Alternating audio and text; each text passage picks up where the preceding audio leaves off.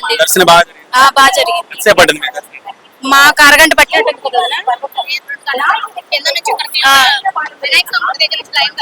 బాగుంది, ఏర్పాట్లు బాగున్నాయి. కొత్త సీఎం గారి పర్యవేక్షణలో అంతా బాగా జరుగుతుంది. మధ్య బ్యాగులు ఇవ్వడానికి కానీ ఇస్తున్నారు. ఇస్తున్నారండి, బాగుంది మొత్తం. అసలు గవర్నమెంట్ లో బాగుంది, ఈసారి గవర్నమెంట్ లో బాగుందండి. తిరుపతి లడ్డు వివాదం కూడా నడుస్తుంది కదా, దాని గురించి మీరేమంటారు?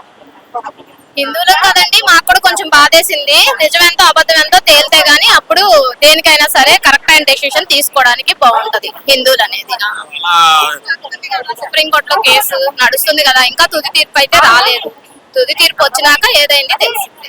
ఖచ్చితమైందని చెప్పి డిప్యూటీ సీఎం గారు పవన్ కళ్యాణ్ గారు కూడా దీక్ష చేస్తున్నారు. దాని గురించి చేస్తున్నారు. ఆయన హిందువుల గురించే కదండి, హిందూ ధర్మం ఇవాళ ఇంత పర్యవేక్షణలో ఇంత మంది జనం దేనికి వచ్చారు? హిందూ ధర్మం మీద నమ్మకంతోనే కదా.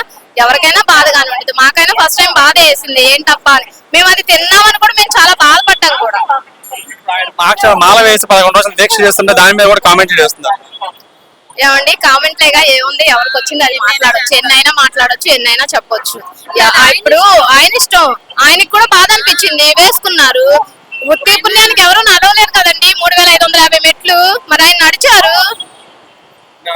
హిందూ ధర్మం మీద ఆయనకు ఉన్నటువంటి విశ్వాసం అంతే, మరి విశ్వాసం ఉండబట్టే కదా ఆయన వేసుకున్నారు. ఆయనకు కూడా తప్పు అనిపించింది, అలా జరిగిందేమో ఆయన మనసుకు కూడా బాధ వేసింది, అందుకే వేసుకున్నారు.